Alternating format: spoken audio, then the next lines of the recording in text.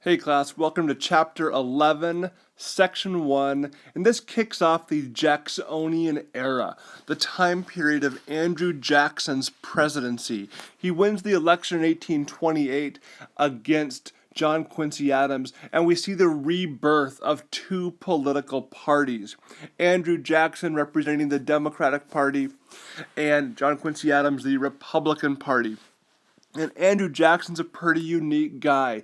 First of all, he's the first president not from the original 13 colonies. He's from Tennessee. All previous presidents have been from either Virginia or Massachusetts. He's also the first president to have been born poor. This picture in the top left-hand corner, this is where he was born, in this log cabin.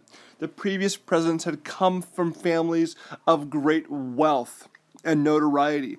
And he was a man who didn't have much, but over the course of his life, he became a soldier, a lawyer, a plantation owner, and a politician, and was able to move into this house right here, which he named the Hermitage.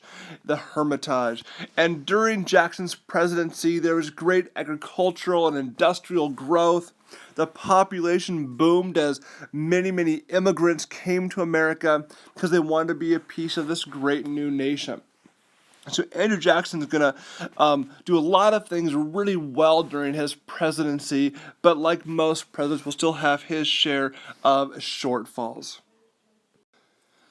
Jackson wins for a few reasons this presidency. One, he is known as the president of the common man. Because he had started out with so little, they saw him as being one of them. The reality was he was one of the richest people in Tennessee. He has over 100 slaves and has incredible wealth, but he started off with very little. And as you recall, he gained his fame, his notoriety, from winning the Battle of New Orleans during the War of 1812.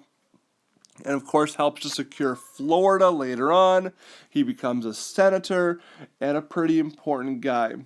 One thing that he institutes is this kind of poor relationship with the Native Americans and kind of American presidents, unfortunately. And at this time in history, the relationship between the government and the native peoples was very strained. Most white men, and Jackson included in that, saw Native Americans as being kind of behind and backwards and uncivilized and needed to be Americanized. While the Indian also viewed the American differently. They viewed the white man as being greedy and selfish and out for their own good. And that's going to cause some real strain in the relationship between Native Americans and the white man during Jackson's time in office. One new concept that Andrew Jackson instilled during his presidency was this idea of the spoils system. The spoils system is the idea of rewarding your faithful followers, supporters, those people who had helped you in your previous government jobs, helped you get elected, and it was rewarding them with government jobs and giving them new positions when you were in the White House. And there were a lot of pros and a lot of cons of this system. Some of the positives were it brought in people into offices that had a similar viewpoint as you did. They saw government the same way as you, so you'd be working on the same page. It was a good thing. Also, he thought by bringing in some new people, it would provide some new vigor or enthusiasm into government. It would also help people see how government worked. So a lot of positives about bringing some fresh new bodies into government positions. But at the same time, there were some negatives. You often replaced people who had jobs, who had been doing an outstanding job in those positions, and you got rid of them. And secondly, it led to a lot of corruption. A lot of people bribing Jackson and other people in his administration for jobs. You see this political cartoon here on the right. It says, "To the victor belongs the spoils." Jackson riding here on this big fat hog, as you see words like plunder and bribery and fraud riding this fat pig as it kept getting wealthier and wealthier. And the money wouldn't necessarily go to Jackson himself, but it would go to like his party. And so it just led to some corruption as well. So there's some real pros and cons to the system. And it's a system that's still in place to some degree today. One of the probably the main disappointing thing during Jackson's presidency is what happens to the Cherokee Indians. If you notice here, they have been given this land right here in America. Notice how it's part of Georgia and part of South Carolina and Kentucky and Tennessee and so forth. Notice how much of it was where he grew up there in Tennessee. The Cherokee had been given this land. They were an independent nation living in America. They had independence. However, after a while, there was some gold found right in here in the Georgia part of Cherokee Nation, and a lot of Georgian white Americans wanted to go in and get that gold, and that caused a conflict as to who was really in charge of that land. Was it the Cherokee people, or was it the state of Georgia? And so one man kind of comes to the forefront in this issue, and it's this man named Samuel Worcester.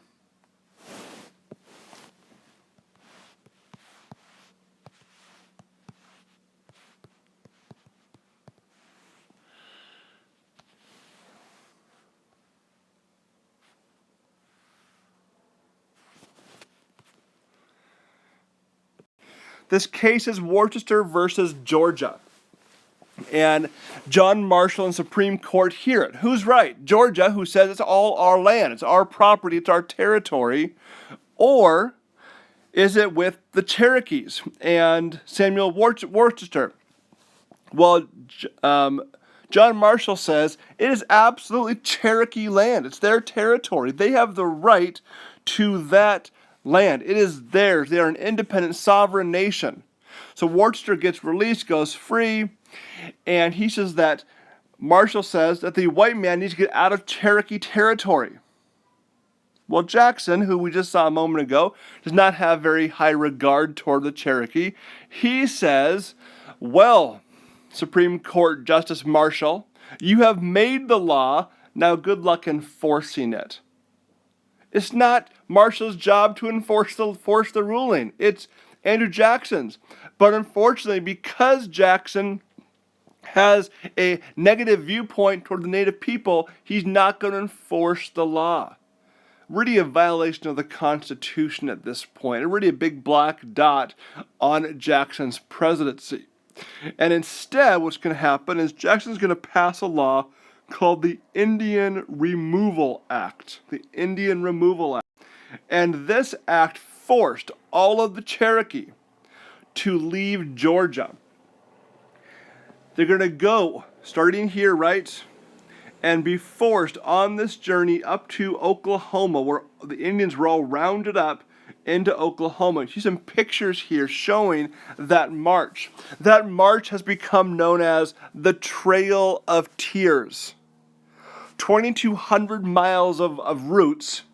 Each person would have gone about 1,000 miles on foot, or like you see them walking here, or with their wagons, but it was horrible. Soldiers with guns forcing them to leave their homes. 16,000 Cherokee are removed from their homes, and along the way, along the journey, somewhere between 4,000 and 8,000 of them are going to die on this journey. A horrible thing. And as unfortunately Jackson did not see man as being equal, right? He didn't see us all being created in the image of God, but rather saw that some were better than others and did not view the Cherokee and Native Americans very highly, and so forced them to be removed from their land. And we'll talk about this case a little bit more in class.